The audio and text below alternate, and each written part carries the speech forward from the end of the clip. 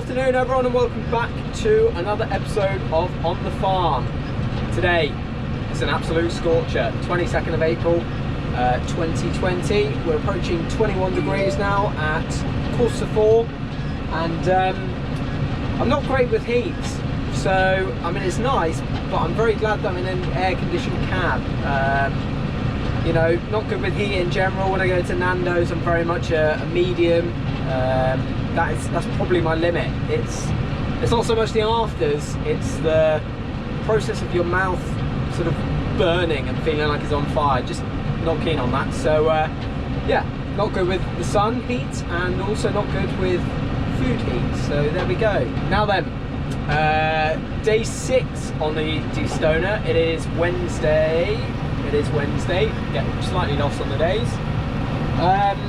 We had Saturday off due to 12 mil of rain, which was very much welcome for the crops.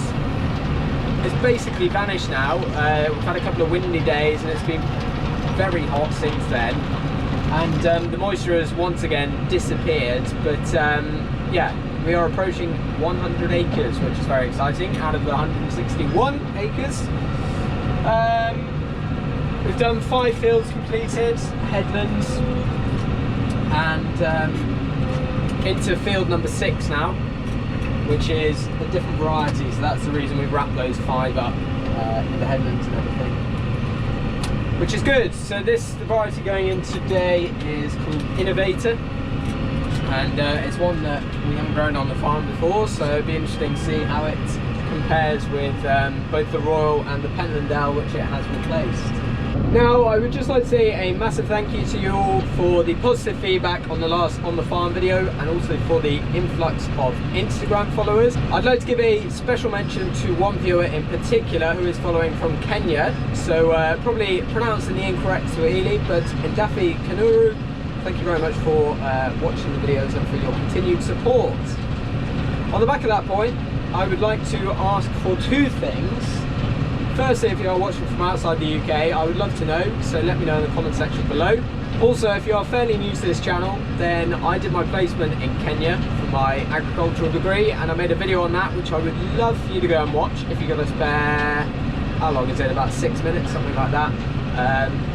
Part of the reason that I decided to get a GoPro in the first place, because I massively regret not having one out there, but it's a bit of Kenya, a bit of agriculture, and I'll put a link to it now and also at the end of the video, so yeah, if you fancy it, please go and have a watch.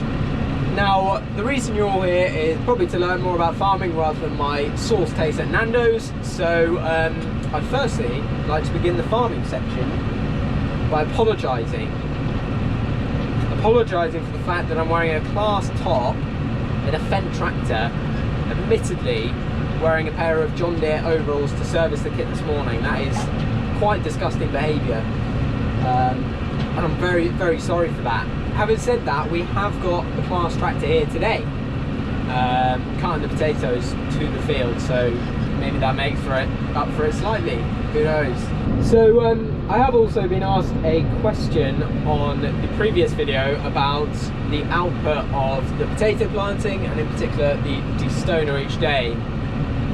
This massively depends on a number of things, including soil type, including stone content, field shape, obstacles, general conditions, so on and so forth. I filmed a little bit earlier in the next door field called Broad Meadow, just going up the headland. I'll speed it up now to show you the massive differentiation, that's a big word, the massive difference that you can get in a field from top to bottom. So it starts off beautifully, it's like being in East Anglia, and we end up with some pretty horrible soil. That's not great behind me, but it's not too bad. So yeah, but to sort of answer the question generally, a good aim is about 16 acres a day with this one destoner. It can also depend on the size of the web you've got in there, like the distance between the bars. Obviously bigger bars you're going to let more through, so you can go a bit quicker. Narrow them up a little bit and you'll let less through, creating a finer seed bed or bed for the potatoes, but then your output is reduced, so that's when you see 2 or 3 destoners on planter team or more. Yeah, also depends on the obstacles in the field. If we've got trees, telegraph poles, it's all going to add up and take a little bit longer. So talking about output, and since I was asked this question, I decided that I would record it on the fence screen to see how we got on. So I'm going to put a picture up of Broadmeadow, which is just under 9 acres, and this is how long it took me to do the main bit of the field. We did the headland this morning, the main bit yesterday. So 3 hours, 58 minutes and 25 seconds to do that. Just bear in mind that there's a lot of bucks, so take note of the field shape. But the fact that I was actually only working with the PTO and de-stoning for 2 hours, 37 minutes and 6 seconds. So yeah, you guys can work out the maths on that. What's that, about an hour and 10 minutes, something like that, of turning around and faffing around on the headland. So yeah, quite interesting that. But on a bigger field, I did record it, but it wasn't quite as accurate because I forgot to do it when I first pulled in. But it's you know, it's amazing the amount of time you spend on the headland turning. So if you can get that sort of nailed, yeah, that makes a difference. It also depends if it's on a bit of an angle, the headland, that can slow you up as well. But there we go, some actual education and a bit of information there for you. So I've got it on the screen now. There's also like fuel usage per hour, per hectare. If you got it all set up right, I'm not quite sure I have, but no, it's all interesting. There we go, data for you. So we've spoken about Nando's, incorrect matching clothing, and a small bit of farming. Hopefully going to get some more footage later in the week as we come to a finish on the potato planting. Hopefully Jimmy is going to bring something of his to get a bit of a better view. I'm not going to promise anything. He said he was going to bring it today and he forgot, which is shocking. But hopefully get that on Friday, so that'd be good. And yes, we'll see you there.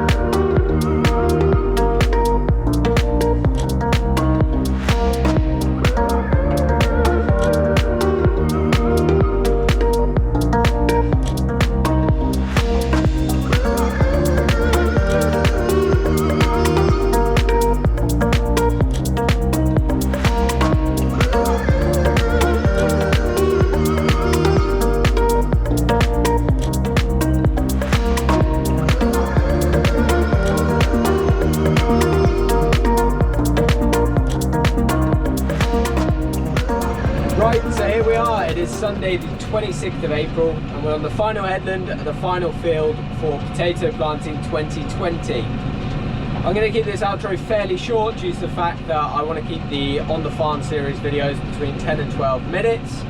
But I'd like to say a massive thank you to James Duggan for the drone footage that you have seen in this video. He's been on the planter this season. You'll have heard me mention his name before because he comes and helps quite often. Last time was with the apple harvest, so he filmed the drone shots of that for above. I did a video on that, so feel free to go and watch that now. Something completely different from potato planting, and I can't believe it was 6 months ago, half a year ago. Time flies. Anyway, thank you all very much for watching. I will see you again in another episode of On The Farm. Bye for now.